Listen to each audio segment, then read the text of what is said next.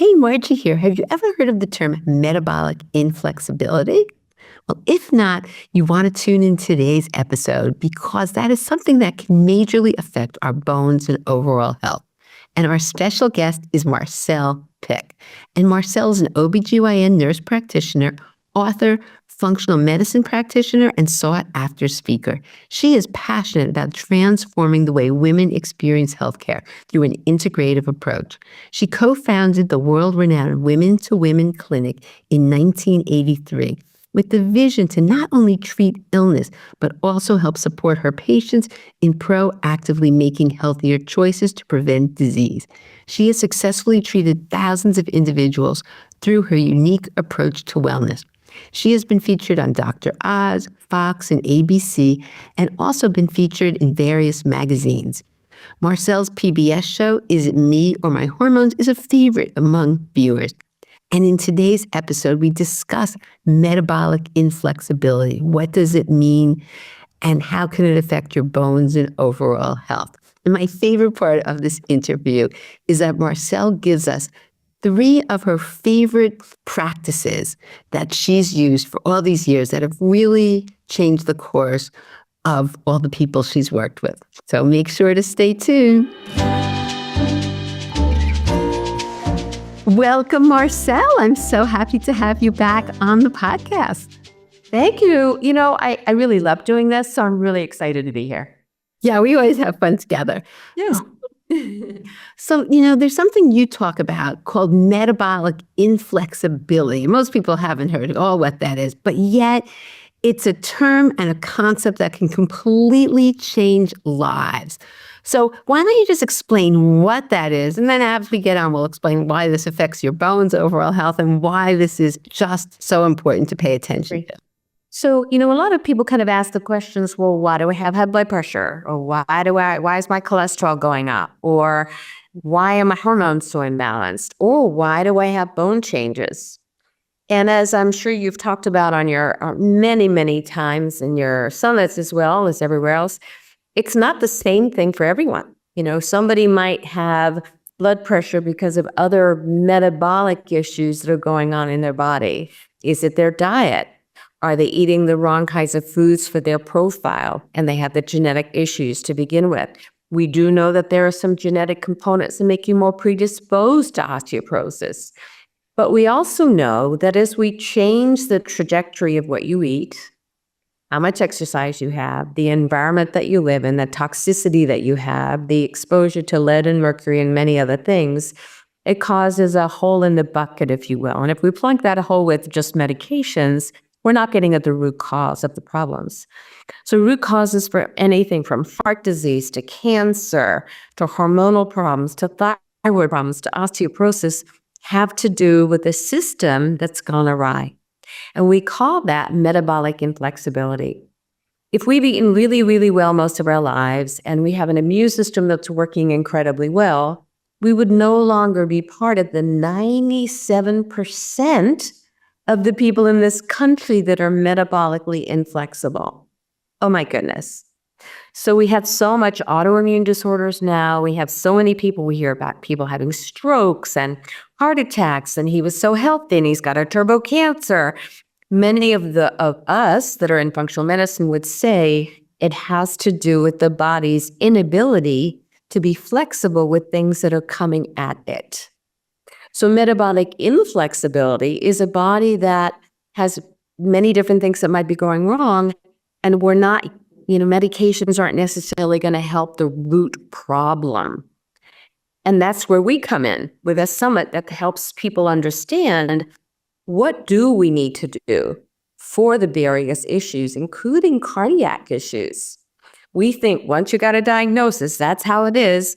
Not so much. One of the cardiologists on the summit is very clear about that if we make some alterations, in a major way, of course, we can actually change the trajectory even of those things, which is incredible, really, if you think about it. To me, that's the most exciting thing, that you're not a diagnosis and there's so much hope. And sometimes in medicine, unfortunately, that gets lost. And I just think that's so sad. And people just sort of succumb to a diagnosis and medication. And not that medication a lot of times is necessary, but just sort of feel like there's just not possibilities. And what I love the work that you do, there's so many possibilities. And I love the fact you're having the summit and really sharing all the different avenues that really can make a difference in your health that maybe people didn't think about. What would you say are the areas that are really lacking? What have you found that's really lacking that just aren't, even in our awareness? Where, for example, women, in 2001, everybody was on hormone replacement therapy. The study came out, the Women's Health Initiative, which was 16,000 women, saying that hormones were the worst thing you could do. As we uncovered and pulled the layers back of that study, many of the women in the study were overweight, had heart conditions, and hadn't been on hormones for 10 plus years. When they looked at all that, they started to understand, oh my gosh, I think we made a mistake. Nobody really heard that piece, and they stayed with the notion that hormones are dangerous. We now had a study that came out in May of 2024, a 10 million women study, showing us that women even at 65 had no problems being on those hormones for that period of time. Now, when I talk to people, I talk about a yellow light, green light, red light. If you're red light, you probably shouldn't be on the hormones. But that's an example, but information that is still not everywhere for women to know. And hormones can be incredibly helpful for people with osteopenia and osteoporosis. That's one example. When we talk about heart disease, or here's another one. When women are menopausal, I'm concerned about their heart. Their risk of heart disease goes up 21 times. When you go to your gynecology appointment, have you been asked, have you had cholesterol testing done? Have you had your lipids evaluated very carefully so that we can actually look at the size of the particles? No, unlikely that you are. Instead, what we say to you is, let's get your mammogram, let's get all these things lined up. We are worried less, I know it's a worry for people about breast cancer, when women are menopausal, their risk of heart disease is far greater. So we've got some problems in medicine that we're not teaching all of you what you need to learn about your body so you can truly age into your 80s and 90s. Wow, that's so sad in terms of, do you find that a lot of the women that you work with, you do have cardiac issues that have been missed? Yes, and what we see is, blood pressure going up, cholesterol's going up, and we see hemoglobin A1Cs, which is the blood sugars for the last 3 months are going up. Well, here's the thing. If you see that number is going up over the years and all of a sudden they say you're diabetic, that's been happening for a while. So the more you can become empowered, one of the experts is a specialist for diabetes, and he reverses it almost all the time. Now, that's amazing. I'm not talking about type 1. I'm talking about type 2 diabetes. That's incredible, because what that means then is that we, when we're knowledgeable, have the power to change our health. I'm a ballroom dancer, and I'm in Florida right now dancing. Many of the participants there are 85, 90, dancing and keeping up with me as I'm doing, the quick step around the floor. So it is possible for us to be very, very healthy like the blue zones around the world. But if you don't know what to do to get there, that's the problem. And it's not about more medication. I love that. And now I'm such a believer in knowledge is power. And the truth, this is something that's just upset me for years, Marcelle, about the diabetes, because first of all, I have a son who is type 1. So I know a tremendous amount about diabetes and blood sugar. But in terms of osteoporosis, there is a much, much higher fracture risk, even with people that, I think it's 25% increased fracture risk for people who are pre-diabetic. So A1C of anything, starting at 5.7.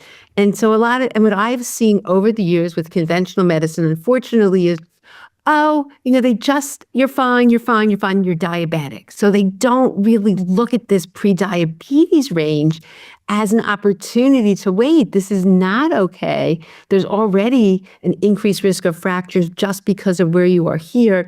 And there's a lot, as you said, there's a lot that can be done. So I think it's something that should not be We also have an issue now with the medications that are for people that are not diabetic yet, perhaps. And we put them on these meds and they actually lose bone and muscle too, unless they're fanatic about exercise and during weight training, and also very careful about the amount of protein they have. So what are we going to see on the other side of these medications? A lot of times people are eating normal French fries and hamburgers or whatever, the standard American diet, and just eating less of them and losing weight, but at what expense? So we have a problem on our hands. And again, as you said, it's so important to know about your health. And that's why I did this summit, is I want you to become so educated about all the other health arenas so that you can start then asking questions for perhaps some additional testing, or work with someone that can really help you look at what are some of the functional medicine tests that we can do to understand the root cause of the issue, just like we do with osteoporosis. It's different for everyone. You know what? You've been in functional medicine for a very long time. So what was it that you've seen that just explain a little bit about how you got into functional medicine, what you've seen over the years. Because I think, when we hear these stories of how this type of, just a different way of approaching issues is so life-changing, and so many people have been helped and able to reverse or, improve conditions that they didn't think was even possible. So you want to share a little bit about your background and what you've seen overall? Sure. Well, I was actually born in Australia. I was born in the outback in Australia. And I spent a fair amount of my time. We didn't have street lights. We didn't have cars. We didn't have street signs. We didn't have any of that. And I was in a 2-room classroom with inkwells. And a lot of the time was in Aboriginal caves that no one knew were there because they were back in the woods. And when you knew the area, you knew where to go. And from a very young time, I knew that I wanted to become involved in health. And that led me, when we moved to America when I was 11, I started looking at Edgar Cayce. I started, because I grew up in Virginia Beach, Virginia, and looking at, is this really the answer, to be so scientific that that's the only end all? And I started Women to Women in 1985. We were the first all-women's practice in the country, and because all the other practitioners were mostly men. And we started using then the notion that you are your best midwife. How do you birth yourself with your own knowledge? At the time, we started giving out test results to our patients. We gave them articles about how to stay healthier. We had cooking classes in our office. We did all kinds of things like that way back in the day. And I came across Jeff Bland, who's the father of functional medicine, in about 1987. In 1988, I started incorporating some of the alternative tests to look at why so many people have gut issues, why so many people are not feeling well. And as time went on, it became more and more knowledgeable for our practitioners. And I started teaching for the Institute of Functional Medicine so I could teach other physicians, practitioners how to practice it. So the idea behind it is, what's the real reason that you have osteoporosis? Some people, it's hormones.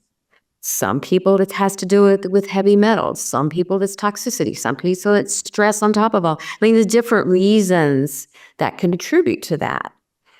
It's not about getting on the right drug necessarily, although that could be helpful. The same is true with hormone problems. The same is true with thyroid problems. The same is true with cardiac issues. Every one of us has a different root cause that can be treated that then can alleviate that problem. You see it with diabetics, type 2 in particular. What's the food that you're eating? How much stress do you have? What are your glucose numbers? If you do a continuous glucose monitor, you can get a sense for yourself about what's contributing. And it's not just always about the food. It's, oh my God, my stress and my sleep contributed. So it's many different things. So that's why I got so involved in functional medicine. I wanted to help people really get better instead of feel temporarily better. And many of them would be on medications when they came to me. We would look at their gut. We would look at the food sensitivities that they might have. We would look at the stress they had in their lives. And I've written 3 books about these topics because I wanted to make a difference to have women feel better. Most of the people I see are women. And many of them did after they'd been many different places and nobody could really figure out what was going on with them, which is really sad. We should be able to have everybody get better when we give them the tools that they need to get on the other side of it, which is what you do with people with osteopenia and osteoporosis. Exactly. But the thing is, a lot of times people think of osteoporosis just that it's separate. It's, your bones, that's a separate part of the body, and it's not.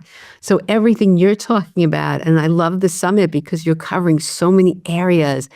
And, it's sort of like a smorgasbord because people will listen to what they need in terms of what area, right? What area that they may not be addressing that's so important. And the good thing is, you're an example, you're doing ballroom dancing and I'm doing major strength training and we're, in terms of, as people get older, they don't have, the trajectory doesn't have to be one of decline, just the opposite. And I think it's just so exciting. So I love that you've done. So what have you seen over the years? I know what you've seen, but why don't you share with people when you're using this approach, what's been happening? In many ways, people actually get younger. They feel better and they look younger than when they did before because they're building muscle. They have their attitudes change. They feel physically better, so they have more energy. So their get up and go is get up and come back. And their actual thinking is better as well. We know now that our brain does not kind of get to a place that we can't learn anymore as we get older. It's very plausible. It's very able to take on new tasks. But that's where ballroom dancing is good for me because we know that dancers actually have better thinking capacities because they're multitasking all the time. So it really isn't a great idea to think, well, I'm getting older and, it's too late to change. It's never too late to change. And once you start to understand, even when they've done studies in Europe of 70-year-olds and they change their diet, they increase life by 5 years. That's incredible by just changing their diet. What about if we do all the other things? We start doing weight training. We start looking at the foods we might be reacting to. We surround ourselves with people that we adore. We think thoughts differently. We're a part of the environment. We put our feet on the ground. We use some other nutrients that might be supportive. We get some alternative testing that might help us understand what's the root of the problem that I have. That's when we see people feeling amazing as they get older. Yeah, I love that. So tell us a little more details because I know how much work a summit is. I've done 4 of them and you've done many yourself. So why this one? Just tell us a little bit more about, what you're trying to, what you're trying to get across with this summit and the people that you've chosen and the topics. Sure. So we have 51 experts. And we have people talking about hormones, cardiac issues, thyroid issues, exercise, lymphatic drainage, so we can move our lymphatic system. We've got people from all walks of life being able to give us information about what really is going to be the best to address root causes of specific issues.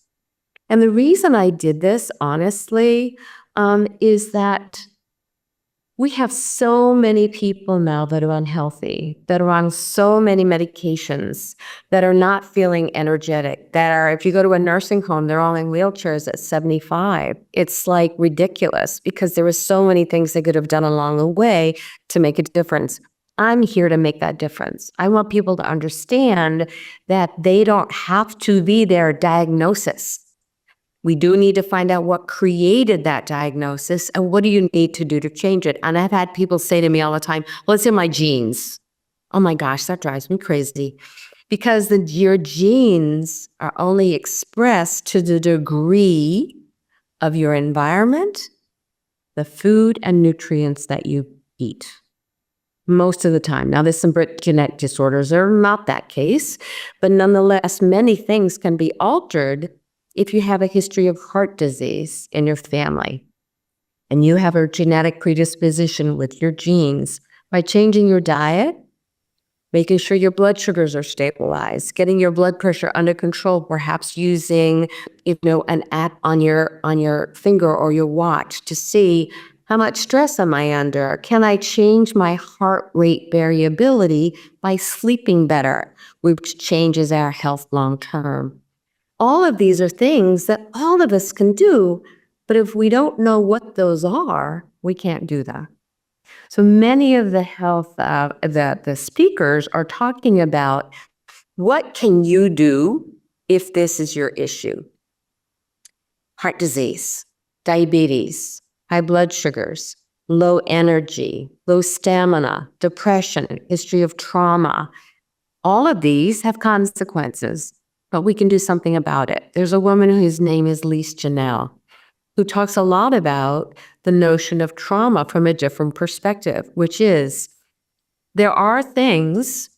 My parents were Holocaust survivors. I had a lot of kind of things going up as I was growing up. And I can make a choice now in my life to either have that be part of how life did this to me instead of for me. One of the things that it certainly made me stronger. I'm a very strong person that can kind of look at things in a very different way. So I'm very grateful for those experiences. Is there a way for our to change our scripting that will change our health, that will change our thoughts, that will change all these things long term?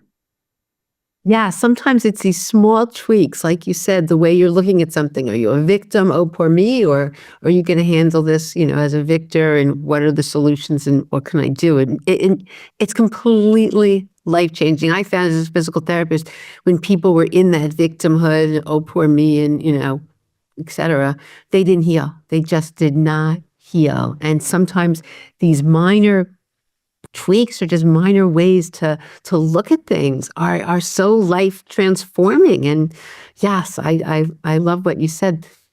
So it's so important.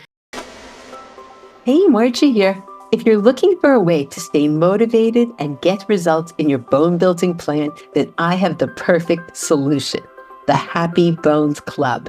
This is my exclusive members community where you get direct access to me on our live monthly Q&A sessions, along with in-depth classes, guided workouts, and interviews with guest experts. So you can continue to learn about all aspects of your bone health and tailor your journey to strength and vitality with the support of a community working towards the same goals as you are.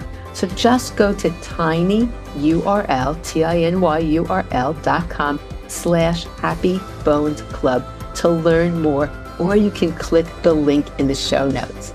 I hope you'll join me and be part of this great community. Now back to the show. So if you had to share, because I know everyone's listening like, oh yes, oh yes, oh yes. So could you share maybe 3 things that everybody could do, like some of your favorites, if you were to tell people like right now, okay, these are some things, some things that you found through your career and maybe through interviewing all the people, but you've been doing this for a long time and you've helped so many people. So are there some things you can share with everybody listening that they could do now to start moving the needle? Absolutely. One of them is, what are the thoughts that you've had throughout the day? How many times are you degrading yourself or are hard on yourself or have incredible expectations that are just not possible? What I have people do is put a rubber band on their wrist, and every time they do that, and to even measure it for an hour, okay, and pull that rubber band, and at some point you realize, wow, a lot of my thoughts are not really helpful for me. They're really antagonistic, if you will. I have people, if they are worriers, and believe it or not, I see that a lot in the osteoporosis community. They just worry a lot. I have them take that time of worry and they allow themselves to worry for either half an hour or an hour a day. And it's like a meditation. If you hear yourself say, no, don't worry about it tomorrow at 2, but you have to worry at 2 tomorrow though, so that you're not worrying all day long. That makes an enormous difference for my patients because they have to practice it and say, oh, and they write it down and they worry about that tomorrow. So not spending the entire day worrying. Can we just unfold that a little bit? That's so interesting, Marcelle. I like this habit. So then, okay, they write it down and they spend that. They write it down, but then they pull it out tomorrow at 2:00. They have that appointment with themselves, whatever that time is, at 8:00 in the morning, 2:00, 3 in the afternoon, whatever it is. And Okay. they then think about, oh my gosh, I didn't finish that paper and I should have done it. Or, I'm really worried about my mom. I don't know how to get her into a nursing home and all that stuff. And you're worried about it all day. That causes cortisol to go up. It causes you not to sleep. It causes your heart rate variability to change as well. So we want to surround that with an hour a day or half an hour a day. So you're not doing it all day, every day. So then when If you you tell start permission to do it, pardon me? now, okay, so let's say 2:00, your worry time. Then if at 10:00 you start to worry, what do you say to yourself? No, I'll do it at 2. That's exactly what you do. It's not now, I'll do it tomorrow. Because it doesn't help us to worry anyway. It doesn't change anything, but it does change our biochemistry in a very significant way.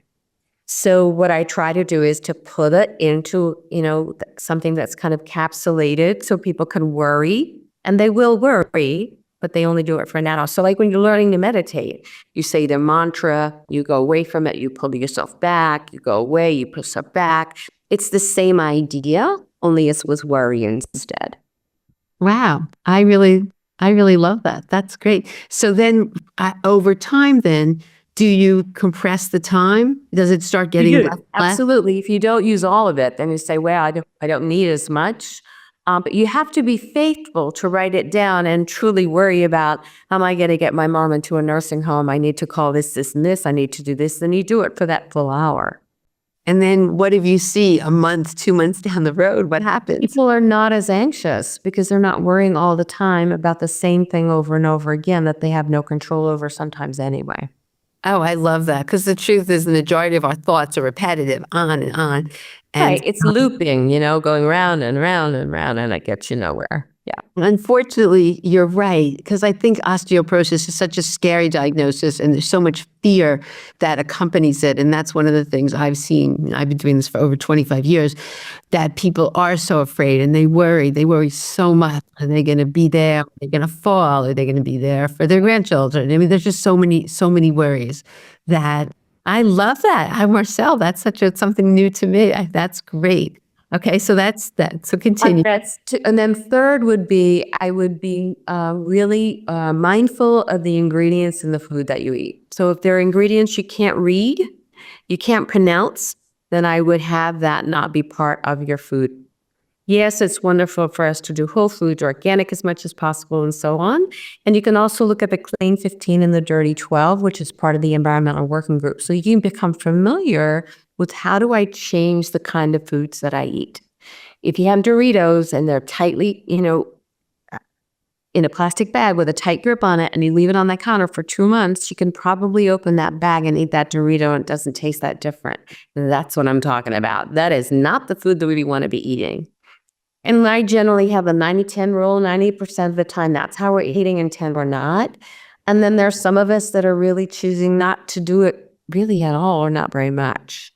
So, but at least begin that journey, because food is the most powerful drug we have. I love About the gas we put in our car, we're not careful about the gas we put in our body, i.e. food.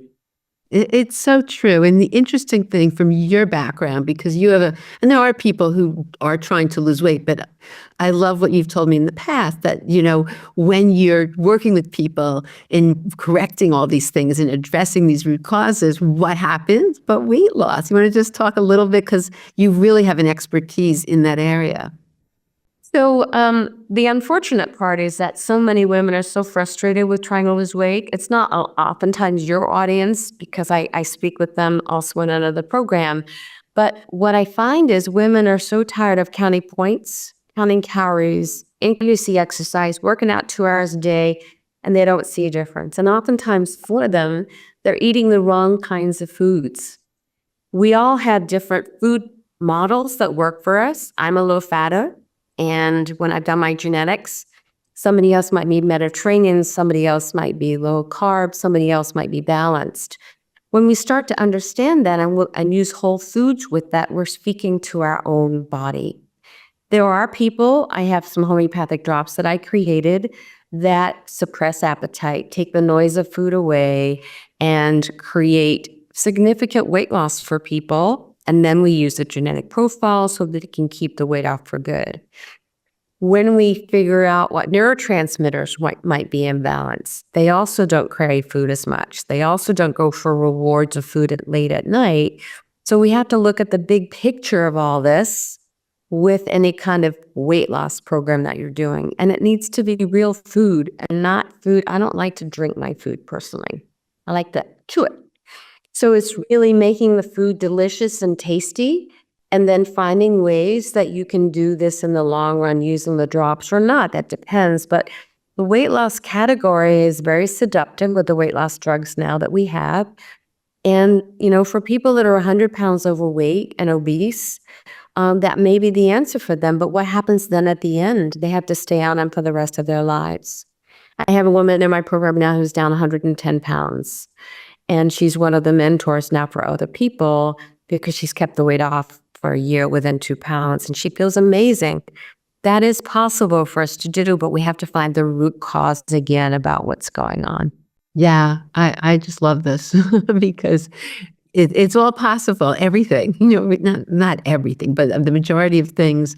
And it's just unfortunately overlooked too often. And I think, very, very much so with osteoporosis, where, you get the DEXA and medication, vitamin D, calcium, and the root cause really isn't looked into. I would say, a large percent, do you agree with me? A large percent of the people really aren't exploring unless they start listening to us or getting involved with functional medicine, really aren't exploring the root cause. But when they do, it's just so transforming and things do get better. So it's such a win-win situation. Wow. Well, I love those 3 things. Those are great. And tell us when the summit is. Just give us some more information on that. Yeah, it starts on February 18th. For those people that are interested, it'll be on my homepage on my website.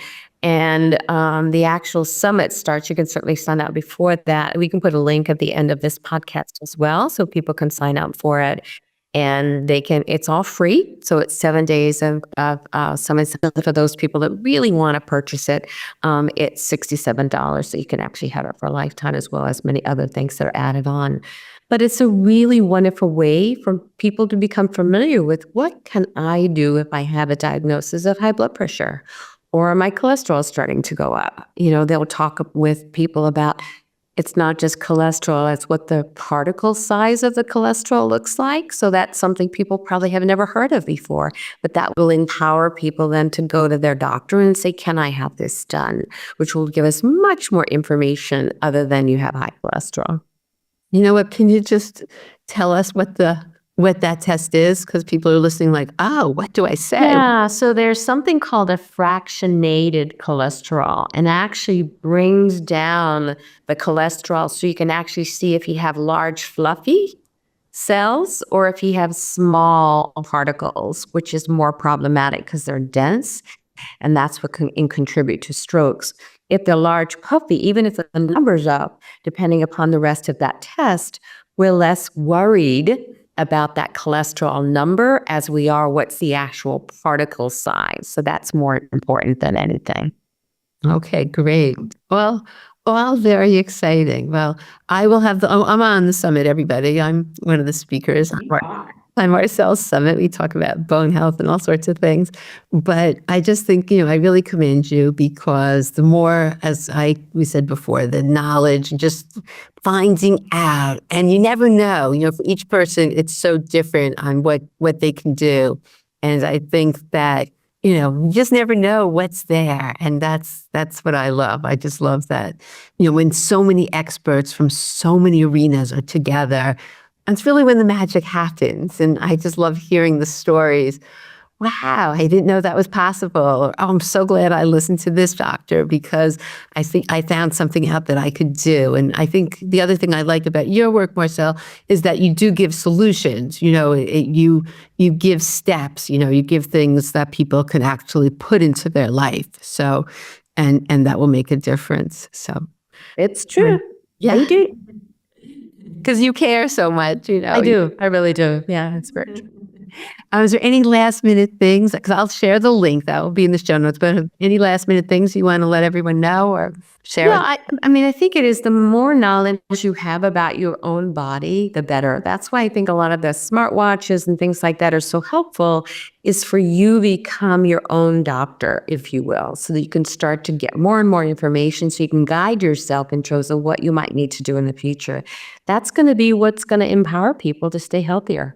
No, it's so true. And then when you're knowledgeable, your conversation with your doctor and healthcare practitioner, so different. It really is, because you know the questions to ask, you know maybe some things that were overlooked, but when they hear, they're willing to work with you. The majority of people otherwise find a new doctor, but you know, it becomes a conversation, and it's two-way and it's interactive, and you get so much more out of the whole healthcare system that way. So I couldn't agree more.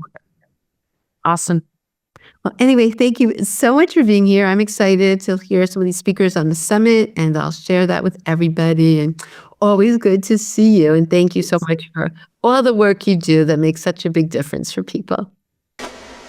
I hope you enjoyed my interview with Marcelle as much as I did. And now I have a few tips that you can put into your life that will help your bones, your overall health. Make sure to check out her summit. The link's going to be in the show notes, because there's so much that can be learned from the fabulous experts that she's interviewed. And as we said, knowledge is power. So thank you so much for tuning in, and I look forward to seeing you on the next episode.